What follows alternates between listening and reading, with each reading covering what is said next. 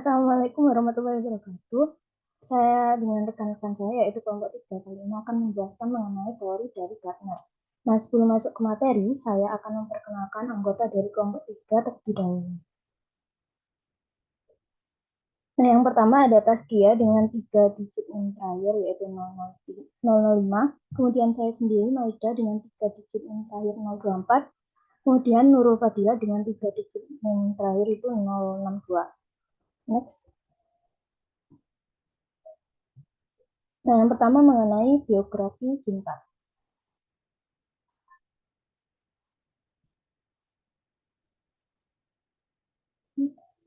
Nah, di sini Howard Earl Gardner itu lahir pada tanggal 11 Juli 1943 di Scranton, di Pennsylvania, Amerika. Nah, beliau ini berkebangsaan Amerika. Dalam studinya, Gardner ini memperoleh gelar sarjana muda atau BA dengan predikat summa cum laude pada tahun 1965 dan gelar PhD pada tahun 1971 di perguruan tinggi yang sama yaitu Harvard University. Nah, ketika belajar di universitas tersebut, ia bertemu dengan orang-orang yang banyak memberikan inspirasi untuk penelitiannya mulai dari pakar psikoanalisis yaitu Erik Erikson sampai dengan psikolog kognitif yaitu Jerome Bruner. Jadi singkatnya, Gardner ini menjadi seorang profesor dan melalui berbagai kegiatan penelitian bersama ilmuwan-ilmuwan di sana, ia itu menemukan teori multiple intelligence. Nah, teori ini dikembangkan dan diperkenalkan pada tahun 1983 dalam bukunya yang berjudul Frames of Mind yang telah diterjemahkan ke dalam banyak bahasa, sekitar 12 bahasa. Nah, beliau juga merupakan pengarang buku yang berjudul Multiple Intelligences, The Theory in Practice pada tahun 1993, kemudian Intelligence Reframe 2000, serta Multiple Intelligences New Horizon tahun 2007. Nah, buku-buku yang dikarangnya itu merupakan penyempurnaan dari tahun ke tahun mengenai teori kecerdasan majmuknya setelah melalui penelitian lebih lanjut. Next.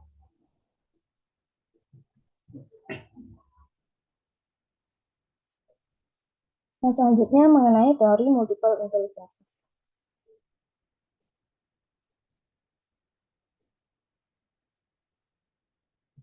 Nah, Howard Gardner ini berpendapat bahwa tidak ada manusia yang tidak cerdas. Nah, ia menentang anggapan cerdas dari sisi IQ atau intelligence quotient yang menurutnya hanya mengacu pada 3 jenis kecerdasan yaitu logika, matematik, linguistik, dan spasial. Nah, Gardner ini menyatakan bahwa tes IQ itu bukan menjadi satu-satunya indikator dari kecerdasan anak, melainkan dapat dinilai juga dari proses dalam menyelesaikan masalah, kemudian cara menemukan persoalan baru dan mencari solusi, serta menghasilkan sesuatu yang bernilai dari masalah yang dihadapinya. Nah, dalam kata lain, Gardner ini mengatakan bahwa intelijensi itu bukanlah kemampuan seseorang untuk menjawab soal-soal tes IQ saja dalam ruang tertutup yang terlepas dari lingkungannya, melainkan itu intelijensi itu memuat kemampuan seseorang untuk memecahkan persoalan yang nyata dalam situasi yang bermacam-macam atau berbeda-beda. Nah, hal ini memicu upaya keras dari Howard Gardner untuk melakukan penelitian dengan melibatkan para ahli dari berbagai disiplin ilmu yang pada akhirnya melahirkan teori multiple intelligences atau kecerdasan majmuk. Next. Nah, multiple intelligences atau kecerdasan majmuk ini pertama kali diperkenalkan oleh Howard Gardner pada 1983 pada bukunya yang berjudul Frames of Mind. Nah, selanjutnya pada tahun 1993, dia mempublikasikan bukunya yang lain sebagai penyempurnaan dari buku yang pertama. Kemudian setelah itu terdapat juga buku-buku yang telah saya sebutkan tadi, itu yang telah melalui beberapa penelitian. Jadi nantinya itu teori multiple intelligences itu terus berkembang di setiap tahunnya. Nah, penemuan Gardner tentang intelijensi seseorang ini telah mengubah konsep kecerdasan. Multiple intelligence mempercayai bahwa orang itu bisa belajar dalam berbagai cara belajar dengan gayanya masing-masing. Teori ini dalam pendidikan itu memperlakukan semua peserta didik dengan perlakuan yang sama dan istimewa. Teori ini menganggap bahwa tidak ada anak yang bodoh atau pintar. Yang ada yaitu anak yang menonjol eh, dalam satu atau beberapa jenis kecerdasan sehingga guru itu harus mampu merancang metode pembelajaran yang dapat mengoptimalkan setiap kecerdasan dari peserta didik. Nah, hasil penemuan dari Howard Gardner ini itu berasal dari banyaknya penelitian rumit yang ia lakukan bersama ilmuwan-ilmuwan yang antara lain yang awal-awal tadi saya sebutkan, yang melibatkan ilmu antropologi, psikologi kognitif, kemudian psikologi perkembangan, psikometri, studi biografi, fisiologi hewan, dan neuroanatomi. Next.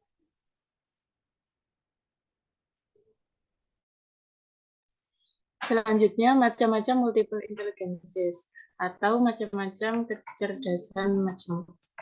Lanjut. Nah, yang pertama di sini sebenarnya Gardner itu membaginya ke dalam 9 jenis. Nah, yang pertama yakni kecerdasan linguistik. Kecerdasan linguistik itu merupakan kemampuan dalam menggunakan atau mengolah kata-kata dengan efektif, baik itu secara lisan atau tertulis. Sehingga seseorang itu jika dia memiliki kecerdasan linguistik, biasanya dia akan senang membaca, pandai bercerita, senang menulis, menulis puisi, cerita, lalu senang belajar asing, dan dia itu biasanya punya komunikasi yang baik atau perbendaharaan kata yang baik. Contohnya seperti gambar di samping, mungkin dia pintar storytelling atau membaca puisi. Lanjut. Kecerdasan yang kedua yakni kecerdasan logis matematis. Kecerdasan logis matematis itu merupakan kemampuan dalam perhitungan secara matematis, berpikir logis, bernalar ilmiah, ketajaman dalam pola-pola abstrak dan hubungan-hubungan. Sehingga seseorang dengan kecerdasan logis matematis biasanya memiliki ketertarikan terhadap angka-angka. Suka menghitung, mudah mengingat angka, skor, dan menikmati permainan yang menggunakan strategi. Contohnya misal permainan catur atau permainan matematika. Selanjutnya, yang ketiga yakni kecerdasan visual spasial. Nah, kecerdasan spasial ini itu meliputi kemampuan untuk memahami secara lebih mendalam tentang hubungan antara objek dan ruang. Nah, seseorang yang memiliki kecerdasan visual spasial ini biasanya itu cenderung berpikir lebih mudah dengan gambar. Jadi, dia akan lebih mudah menangkap informasi itu yang disajikan dalam bentuk visual seperti film, gambar, video, yang ditayangkan dalam model atau slide. Nah, ini contohnya seperti gambar di samping. Mungkin kalau kalian pernah melihat University War, itu sebenarnya salah satu permainannya itu membutuhkan kecerdasan visual spasial. Lanjut. Yang selanjutnya yakni kecerdasan musikal. Kecerdasan musikal yaitu kemampuan untuk menikmati, mengamati, membedakan, mengarang, membentuk, dan mengekspresikan bentuk-bentuk dari musik. Jadi orang yang memiliki kepekaan akan kecerdasan ini tuh biasanya peka terhadap ritme, melodi, timbre musik. Nah, dia itu juga punya kemampuan untuk memainkan alat musik, bernyanyi, menciptakan lagu, menikmati lagu, bermusik, dan mungkin bernyanyi. Contohnya seperti gambar di samping ini seperti yang kita tahu ya Putri Arianti meskipun beliau ini tunanetra tapi beliau kan bisa bernyanyi dengan baik dan juga bisa memainkan piano. Selanjutnya adalah kecerdasan kinestetik. Nah, kecerdasan kinestetik ini merupakan kemampuan untuk menyelaraskan pikiran, badan, sehingga apa yang dikatakan oleh pikiran itu akan tertuang dalam bentuk gerakan-gerakan badan, indah, kreatif, dan punya makna. Nah, kecerdasan kinestetik ini meliputi kemampuan seseorang untuk secara aktif menggunakan bagian-bagian dari tubuhnya, baik untuk berkomunikasi maupun untuk memecahkan berbagai masalah. Jadi biasanya anak yang memiliki kecerdasan kinestetik ini gaya belajarnya cenderung kinestetik juga seperti itu atau biasanya dia suka dengan permainan olahraga dan sebagainya. Lanjut. Selanjutnya yakni kecerdasan interpersonal, yaitu kemampuan seseorang untuk peka terhadap perasaan orang lain, sehingga mereka itu cenderung lebih mudah untuk memahami dan berinteraksi dengan orang lain, sehingga mereka dapat dengan mudah bersosialisasi dengan lingkungannya. Nah, kemampuan ini itu biasanya mencakup kemampuan dalam memimpin, merorganisasi, menangani perselisihan antar teman, dan mempermudah mereka untuk memperoleh simpati dari para peserta didik. Jadi contohnya misalkan konsultan itu dan seorang leader itu biasanya memiliki kecerdasan interpersonal. Selanjutnya, yakni kecerdasan intrapersonal. Nah, ini adalah kebalikan dari yang tadi. Kalau yang tadi sebelumnya interpersonal itu berhubungan dengan orang lain, maka ini intrapersonal berhubungan dengan kepekaan terhadap diri sendiri. Jadi seorang yang punya kepekaan terhadap diri sendiri, biasanya dia akan lebih paham dengan dirinya sendiri. Dia mampu untuk mengetahui perasaannya, kelemahan dirinya, kekuatan dirinya, dan dia juga lebih mudah untuk mengatur suasana hati, motivasi, temperamen, dan juga keinginannya. Selanjutnya, yakni kecerdasan naturalis. Nah, kecerdasan naturalis ini merupakan kemampuan seseorang untuk peka terhadap lingkungan alam di sekitarnya, baik itu alam terbuka seperti pantai, gunung, cagar alam maupun hutan. Nah, anak yang memiliki kecerdasan ini biasanya dia itu suka mengobservasi lingkungan alam mereka, mengenali flora, fauna, benda angkasa dan lainnya. Selanjutnya, yang terakhir yakni kecerdasan eksistensial. Nah, mohon maaf di sini mungkin ada kekeliruan di judul. Jadi kecerdasan eksistensial itu merupakan kemampuan seorang untuk menjawab persoalan-persoalan terkait eksistensi manusia. Nah, kecerdasan ini itu biasanya tampak pada para filsuf yang selalu mempertanyakan dan mencoba menjawab persoalan eksistensi hidup manusia atau mengapa sih manusia itu ada di muka bumi ini, bagaimana asal usulnya dan apa yang sebaiknya mereka lakukan. Nah, contoh kegiatan yang dapat mengembangkan kecerdasan ini itu seperti misalkan bercakap-cakap tentang kehidupan, menulis buku harian, menonton film tentang makna kehidupan, cerita interaktif, menanam nilai-nilai ibadah dan lainnya, ataupun misalkan dengan membaca buku-buku terkait dengan eksistensi manusia.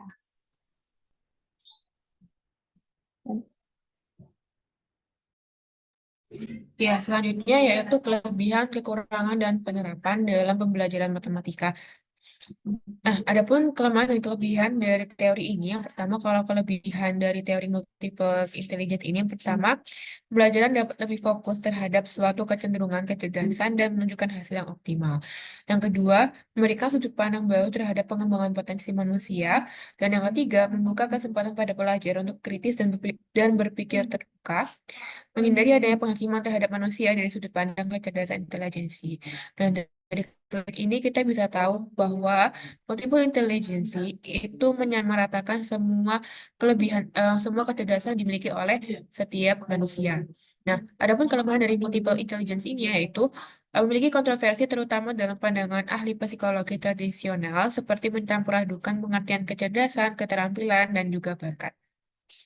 Bersifat personal atau individual sehingga teori ini lebih efektif digunakan untuk mengembangkan pembelajaran secara perorangan daripada mengembangkan pembelajaran massa atau klasikal.